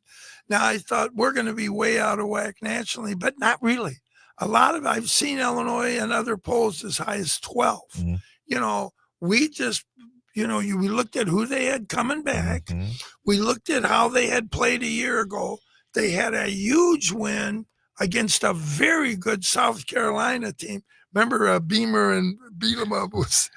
Yeah, they weren't happy with each other, right? No, Beamer. There was something that they had done with a fair catch or something. And I can't remember the details, but Beamer was very annoyed. Yeah, well, he's got to be careful because I think when Bielema was down in Arkansas, he had a lot of that jambalaya stuff. Yeah, don't have Brett Paul on you. That's for sure. He's a big boy. Yeah, so we like them at 10. And I think they have 17 starters back, and then plus they got a couple guys in the portal that are really going to help them. But their quarterback's one of the best quarterbacks in the Big Ten. Number 9, Alabama. It's been a while since Alabama has been this far down in the preseason rankings. It was not the easiest transition from Nick Saban to Caden DeBoer. But as you mentioned earlier, having his compatriot who had been with him, I think at Boise and at Washington, is going to be a big addition, isn't it? Well, everything you read says that this Ryan Grubb and him very close. Yeah, they see the game in a very similar way, in a complementary way. But anyway, they're very, very happy to be back together. And I think given the amount of pressure, that's an intense amount of pressure when you're following a guy like Saban. And, DeBoer's had some great success at Boise, at other places that he has been. And, obviously Washington. And, now he's guiding the flagship here. And look for them. They're better. They are better this year than they've been. And so we'll see where that leaves us. Sometimes it's better to be a little under the radar in terms of not being the number 1 or 2 team in the country to start off, and you can work your way up. And a team that always has the talent, has not put it all together yet under Brian Kelly, is number 8, LSU. Well, how about Kelly having the at LSU?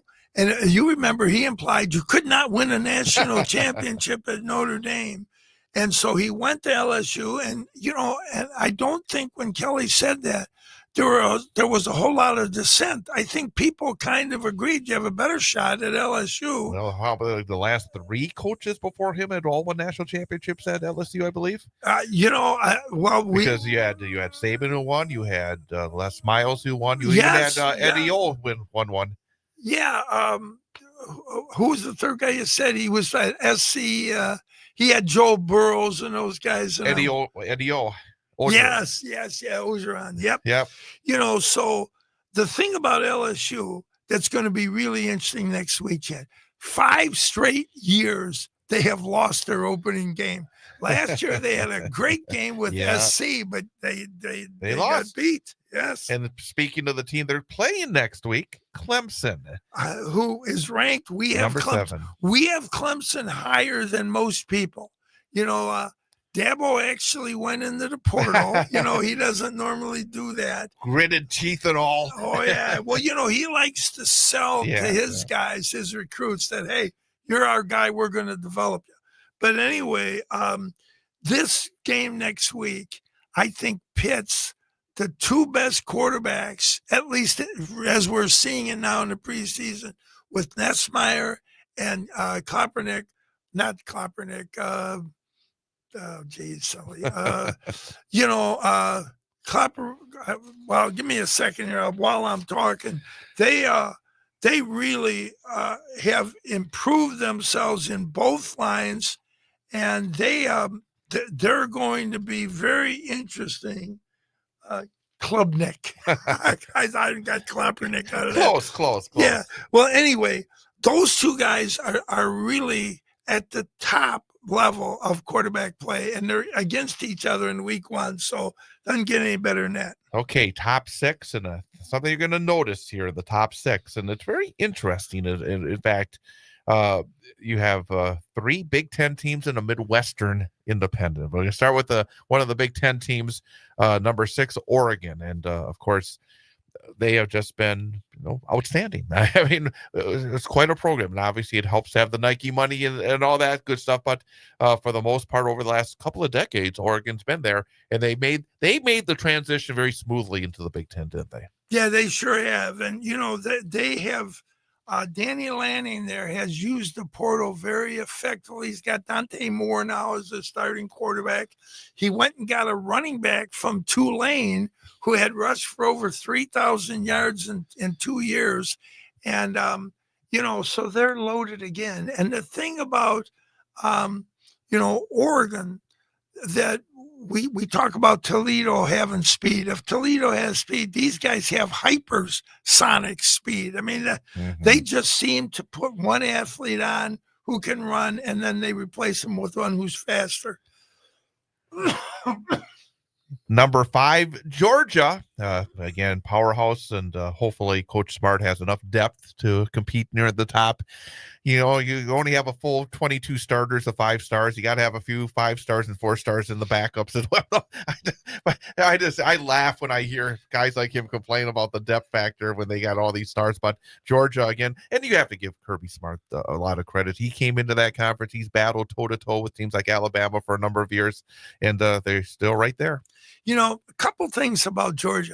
You know, there's a lot of talk about Gunnar Stockton, the quarterback. You know, how good is he going to be? As you know, it's Carson Beck, who struggled last year. Yeah. But Georgia offensive line was not what it's been. There's receivers. I don't know if you know this, Chad, but they led the country in drops. They could not catch the ball. And I think as the season progressed, Carson Beck became very, very critical of what he was dealing with the line and with the receivers. And I think the criticism became pretty intense to the point where Kirby Smart and other coaches started telling him, hey, you got to back up a bit now. You know, these are your teammates. So there was not really a big move by Georgia to match anything Miami was doing when they made their bid, when he went into portal. So you're going to look at quarterback play. Is the offensive line going to be improved? And then is Georgia really going to recommit to the run? Because that has always been offensively who they kind of present themselves of. And as you know, their defense, they are always after it defensively. That has been the foundation for their best teams. It was on the defensive side, and you saw it in terms of number 1 draft picks that came from those Georgia defenses, obviously. And one other thing I'll mention quickly, Georgia, if you and I were to tell people that the last 10 times that Georgia has played Alabama, they've won once. They are 1-9 crazy, against. They just cannot beat them. And yet they've been able to win championships both in the conference and in the. Yes, they get it. Well, amazing. the one win was in the national championship. Notre Dame, number 4. Yeah, you know, the Irish are loaded. Yeah. I think that what the university decided was they were going to take NIL money and they were going to start to spend it. They were going to get their boosters, and they want a national championship. I mean, and everybody's bought into Marcus. Yeah. You know, Brian Kelly, for all his success, was not very well liked. No. You know, and he would do things and say things. That year they had in 2016 when they went 4-8, he blamed everybody but his mother for what happened. They like Marcus now, but they didn't like him when they lost to Northern Illinois last year. But that was one of the great stories last year. They bounced back from that. Well, how about the 2 teams that played for it? Ohio State had a bone-crushing loss to their hated rival, and they just circled the wagons and went in and got it done. Notre Dame had embarrassing, humiliating, any kind of word you want to throw out there. And then they went and just won their way to the national championship game. And, you know, the one thing about that, Chad, that I don't hear people talking about was the call that Chip Kelly made on that 3rd and 9 when he elected to throw the ball down the field, you know, and then Jeremiah Smith goes up and makes the play. Yeah. Because if that doesn't happen, it was an 8-point game, and Notre Dame had been moving the ball pretty effectively against that Ohio State defense. It was a gutsy call and a great way for Ohio State to talk about who they are, and you know we're going to get this done. Speaking of which, Ohio State, the defending champs, number 3. Yeah, you know, we talked about some of the talent they have, which is as good as anybody's.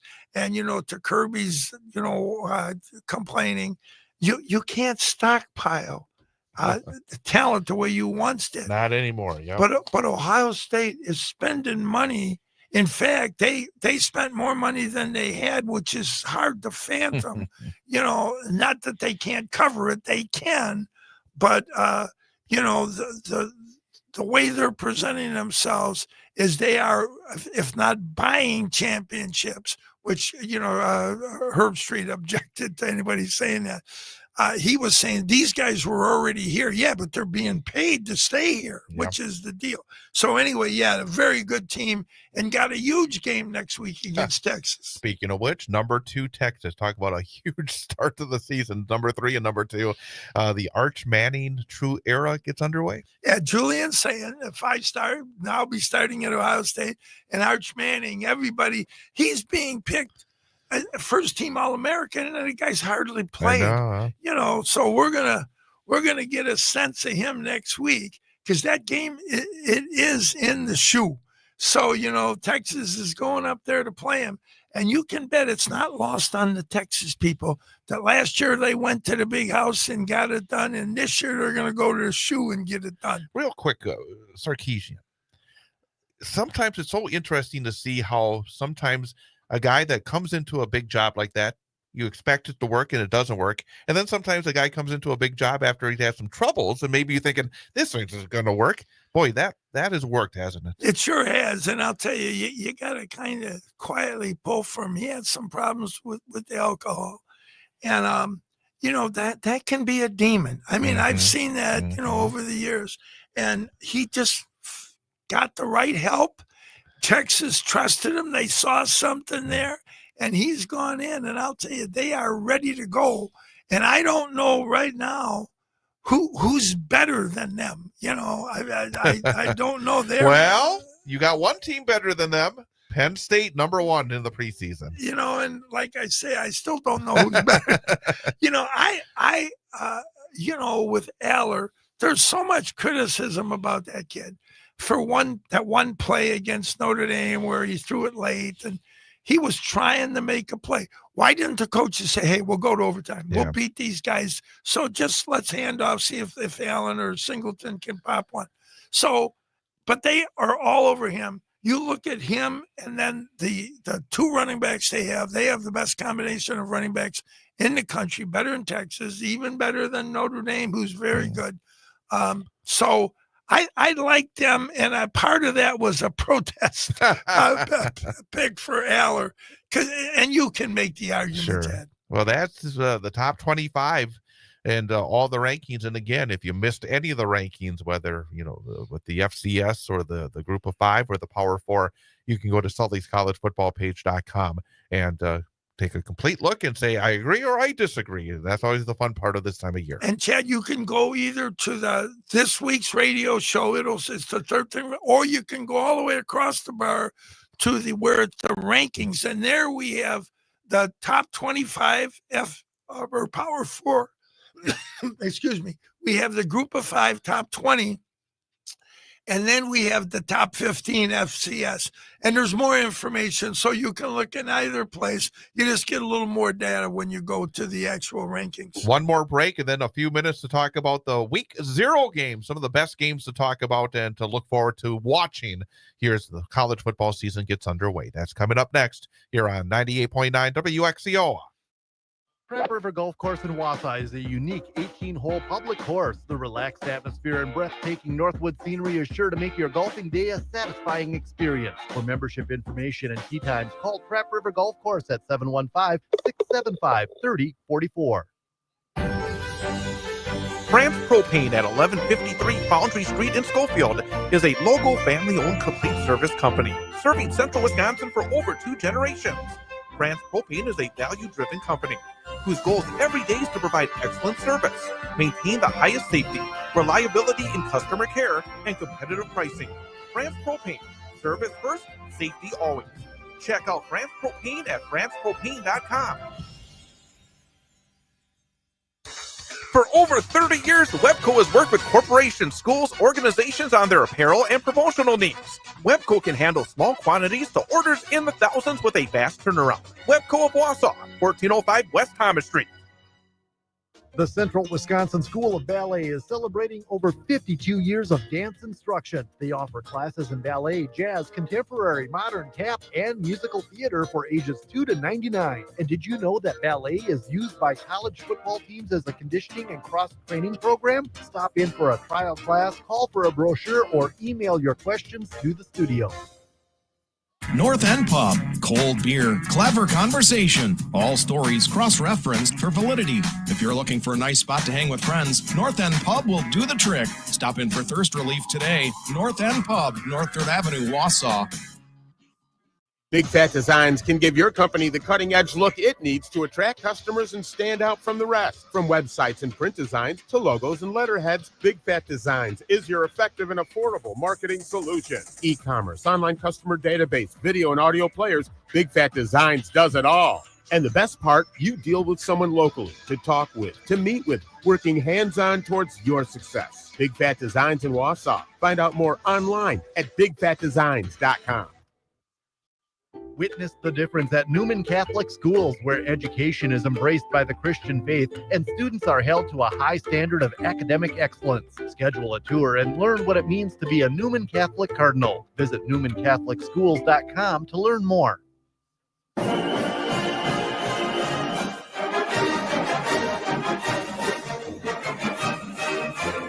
Sully's college football page on 98.9 WXCO.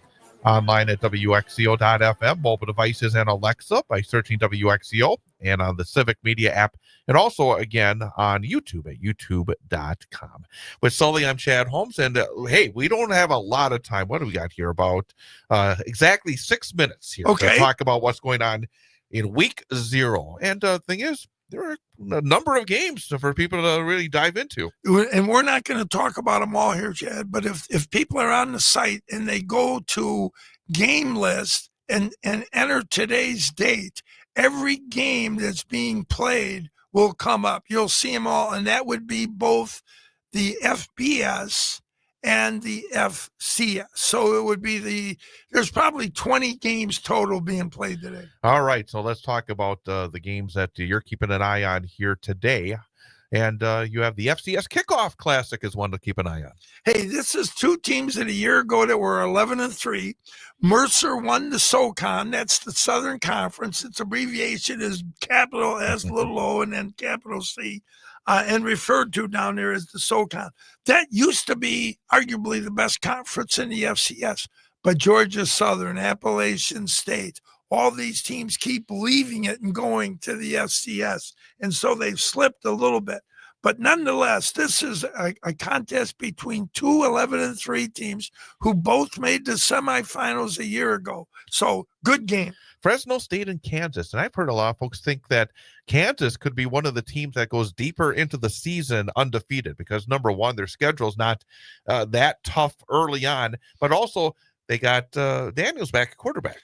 Yeah, and Lance Leipold, that guy's a winner. Yeah. He knows how to win games. His record when he was at Platteville was like a video game. He was like 90-6 or something. Yeah. So, yes, interesting game. And Kansas is favored in this game by 12. Yeah, Fresno always is a dangerous team, no matter who they play. Stanford and Hawaii. And I was saying this is a team that I'm going to be rooting for. Stanford. You got Andrew Luck as the director of operations for Stanford football. He made the tough move of getting rid of a coach that I thought was behaving badly towards women in their office. And he brought in as an interim coach his former NFL coach, Frank Reich. And they're at Hawaii to start off today. Yeah, and this is one of the games that people are really pointing to early on. Stanford would historically be the stronger program, and we know they had a great run when Luck was there. I mean, they could play with anybody. Harbaugh and Shaw had great years. Yes, they did. Like Harbaugh says, America's team. And it wasn't that long ago, really, when you think about it, that they were a pretty good program. Then they've gone on real hard times. Yeah, and this is Hawaii's best team. This is the best team that Jimmy Chang has had. And you remember him. He was a record setter when he was at Hawaii. So this is one of the better games of the day, and that will be on CBS at 6:30 tonight. And then coming up in a few minutes, Iowa State and Kansas State. Boy, I mean, a couple of ranked teams, a big conference game to get things underway. That's the thing that jumps out. On August 23rd, they're playing a conference game. Yeah, and this may surprise people, and you alluded to it earlier, and you were right. Kansas State always seems to be really a solid to good team, and yet the Cyclones have beat them 4 of the last 5 times that they have played. However, Kansas State is favored in this game. Interesting indeed. So that's, again, a very interesting game. And then Thursday night, you have 4 games to keep an eye on. Of course, Miami and Wisconsin at Camp Randall. But then another MAC Big Ten team, a game between Ohio and Rutgers, Boise State, South Florida, Nebraska, Cincinnati. We got about 2.5 minutes to talk about 4 games. So take it where you want. Okay. Wisconsin's favored by 17.5. We've already talked about the connection between the coaches. One of the storylines, Greg Schiano, always interested in that guy. Enjoyed listening to him. He's kind of just you talk about horses for courses. Schiano and Rutgers goes together. Yeah, there you have it. Boise and Florida State. Now, Florida State is one of the teams. South Florida. I'm sorry. South Florida. I must just take the F and S and South Florida, athletically, Chad, has always got athletes. And they're one of the teams that's going to line up in the group of 5 that will be as good and maybe in some places better than Boise. So could be an interesting game. And then Cincinnati has beaten the Big Ten 4 of the last 5 times they played them. So it'll be interesting to see that quarterback Nebraska's got going over Viola. Let me ask you, is Matt Rule going to make Nebraska a powerhouse again? Matty Rule's a really good coach, and this is a big year for him. This is year 3. Yeah. They failed to make a bowl the first year, but then last year they made the bowl, and the state emptied out. Nebraska's starving for, I think we're going to know a better answer to that question in about 5 or 6 weeks. Real fast. I remember they changed offensive coordinators. They brought in Dana Horgerson last year. Yeah. Is he still there? Yes. That'll be interesting. Yeah, that's the West Virginia guy. Yeah, that's be a very interesting combination. So very, very interesting. All right, we got about 30 seconds to go. Any final thoughts? Well, this game with Georgia Tech, Colorado on Friday. You got Deion trying to come back after those superstars have gone. And Heinz King, the quarterback at Georgia Tech, is one of the best quarterbacks in the country.